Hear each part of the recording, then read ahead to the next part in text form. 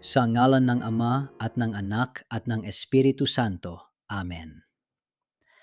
Mabuting Ama sa langit, maraming salamat po sa panibagong umagang ipinagkaloob ninyo sa akin.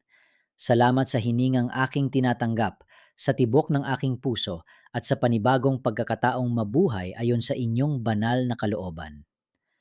Panginoon, bago ko harapin ang mga gawain sa araw na ito, nais ko munang ialay sa inyo ang aking puso, isip at kaluluwa. Ikaw ang aking lakas, aking pag-asa at aking gabay. Wala akong magagawa kung wala ang inyong biyaya. Ama, hinihiling ko ang inyong pagpapala sa aking tahanan at sa bawat miyembro ng aking pamilya. Ingatan ninyo kami laban sa anumang kapahamakan, sakit, aksidente at lahat ng uri ng kasamaan. Palibutan ninyo kami ng inyong mga banal na anghel upang kami ay manatiling ligtas saan man kami naroroon. Panginoong Jesus, tulungan ninyo akong mamuhay ng may kababaang loob, pag-ibig at kapatawaran.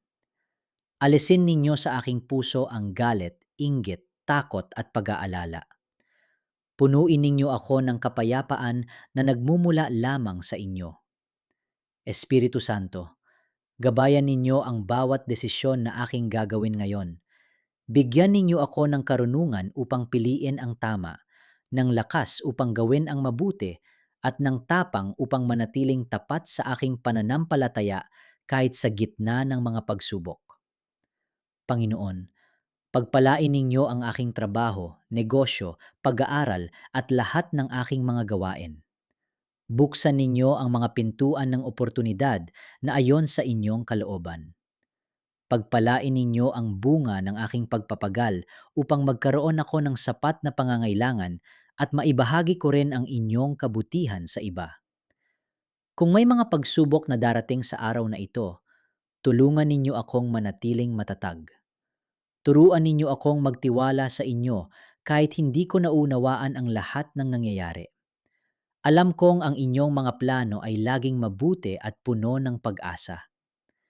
Patawarin ninyo ako sa aking mga kasalanan. Linisin ninyo ang aking puso at gawin ninyo akong kasangkapan ng inyong pagmamahal. Naway makita ng mga taong aking makakasalamuha ang inyong liwanag sa pamamagitan ng aking mga salita at gawa. Panginoon, ipinapanalangin ko rin ang lahat ng nanonood at nakikiisa sa panalangin ito. Pagpalain ninyo ang kanilang mga pamilya, kalusugan, kabuhayan at pananampalataya. Hipuin ninyo ang mga may sakit at bigyan ninyo sila ng kagalingan. Aliwin ninyo ang mga nalulungkot at bigyan ninyo sila ng bagong pag-asa. Pagkalooban ninyo ng kapayapaan ang mga pusong nababalisa at lakas ang mga pinanghihinaan ng loob. Ama naming mapagmahal, tulungan ninyo kaming mamuhay ng may pasasalamat sa bawat biyayang aming tinatanggap. Turuan ninyo kaming magmahal tulad ng pagmamahal ninyo sa amin. Naway maging tapat kaming mga saksi ng inyong kabutihan sa aming tahanan, trabaho, paaralan at komunidad. Sa buong araw na ito, samahan ninyo ako sa bawat hakbang. Kapag ako ay nanghina, palakasin ninyo ako. Kapag ako ay naligaw, ituwid ninyo ang aking landas. Kapag ako ay natakot, ipaalala ninyo na kayo ay laging kasama ko. Nagtitiwala ako na ang araw na ito ay nasa inyong mga kamay.